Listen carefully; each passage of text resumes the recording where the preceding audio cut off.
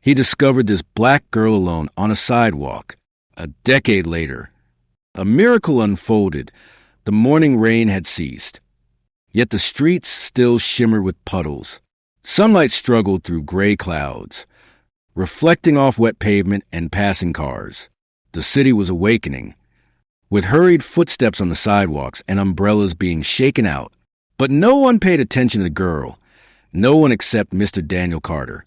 He was simply walking back from the grocery store, his tan jacket zipped to the collar, and a brown paper bag tucked under his arm. He nearly tripped upon seeing her, a small black girl, perhaps 6 years old, curled up on the edge of the sidewalk, right beside a lamppost. Her pale green and white dress was soaked and stained, clinging to her thin frame. Her hair was stuck to her forehead. She had no shoes, no bag, no coat. Her knees were drawn to her chest, her cheek pressed against the concrete, as if it were the softest pillow she'd ever known. Daniel stared as people walked past her. Some glanced. No one stopped. He knelt slowly beside her. "Sweetheart, can you hear me?" Her eyes opened halfway, a big brown gaze, hollow as if she had cried so much there was nothing left. "Are you okay?" he asked. She whispered just one word, "Cold." That was all it took. Daniel set his bag down and gently removed his jacket, wrapping it around her damp body. She didn't resist when he lifted her into his arms. She tucked her face into his shoulder as if she'd known him her entire life. Without hesitation, he walked straight home. His small apartment was quiet, warm, cluttered with memories. Photos of his late wife and daughter filled the shelves. He hadn't raised a child in years, but the way the girl curled up on his old couch, falling asleep without a word, awakened something deep inside him. After drying her off and giving her some soup, Daniel asked again, "What's your name?" "Aaliyah." She whispered, "Do you know where your parents are?" She shook her head. "Did someone hurt you?" Silence. That night, she slept on the couch, wrapped in a blanket and Daniel's jacket still tightly around her shoulders. The next day, Daniel called child services and explained everything. They sent a social worker named Tasha, who examined Aaliyah, asked questions, ran her photo through every database.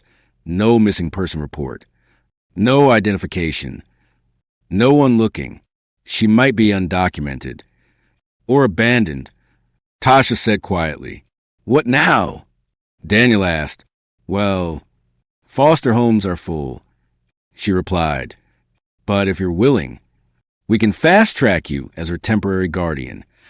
Daniel didn't hesitate. "I'll take care of her for as long as she needs." Days turned into weeks. Aaliyah didn't talk much but followed Daniel everywhere, sat beside him at breakfast, waited by the door when he took out the trash. Her silence wasn't empty. It was watchful, like she was learning how to be safe again. One day, Daniel caught her in the living room, standing beside the old upright piano that had belonged to his wife. Her small fingers traced the keys without pressing them. "Do you like that?" he asked. Aaliyah nodded. "Go ahead." She hesitated, then touched one key, then another, producing a soft, broken scale. The notes didn't match perfectly, but the way she moved made Daniel stop what he was doing. That night, she tried again, playing the same broken scale. Then another, over the next few days. She spent more and more time there, never speaking, just feeling. One Sunday morning, while Daniel was making breakfast, he heard something that made him drop the spatula. Music. Real music. He rushed to the living room. There she was, eyes closed, shoulders swaying, playing a melody Daniel hadn't heard in years. It was Amazing Grace, and it was beautiful. "Aaliyah," he whispered. She stopped, looked up nervously. "I just heard it in church once," she said. "I wanted to try." Daniel knelt beside her. "You didn't just try. Baby, you did that. That was incredible." She smiled softly. Her first genuine smile. As months passed, Aaliyah opened up more, began humming to herself, asking questions. Her favorite thing was to play the piano in the late afternoon, when sunlight spilled through the blinds and lit the keys like gold. Daniel officially became her foster parent. Every Sunday at their small church, Aaliyah was invited to perform a short piece. At first, simple hymns, then more complex arrangements. The congregation would fall silent. Some cried. She plays like someone who's lived 1,000 years. The pastor once said, Aaliyah didn't know what to say to that. She just played. Then one day, Daniel came home, saying, Look, there's a youth music competition next weekend. Piano division. No entry fee. Aaliyah hesitated. I don't want to win. You don't have to.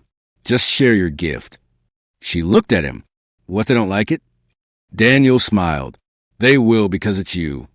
The auditorium was large, filled with families, judges, teenagers in shiny outfits. Aaliyah, wearing a simple, sky blue dress and neat white shoes, slowly walked up when her name was called. The hall quieted.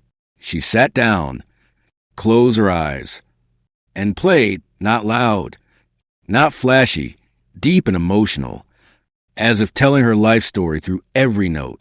When she finished, silence fell. Then applause, standing ovation. Backstage, overwhelmed, Daniel hugged her tightly. You were perfect for you, he whispered. Then someone approached, an elegant woman with a tablet and badge. Mr. Carter?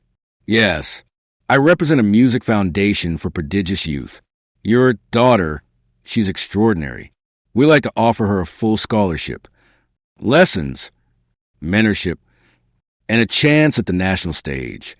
Daniel stared. You're serious? She's not just talented, she's one in a million.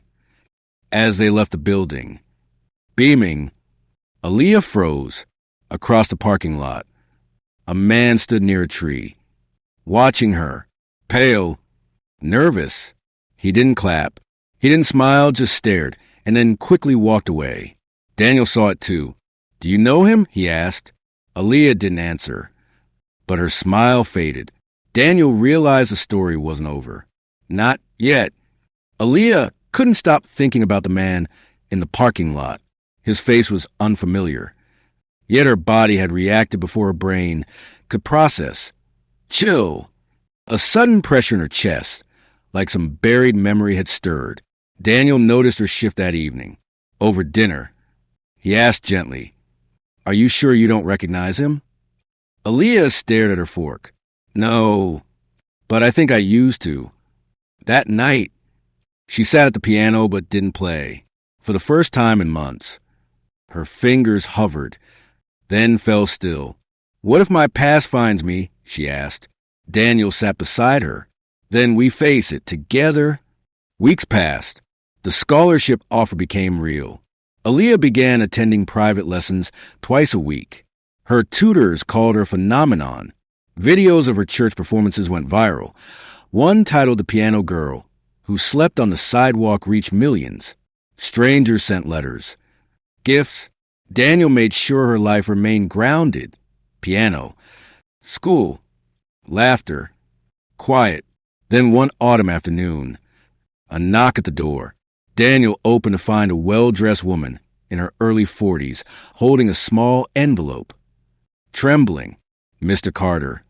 She asked, My name is Dr. Renee Lewis.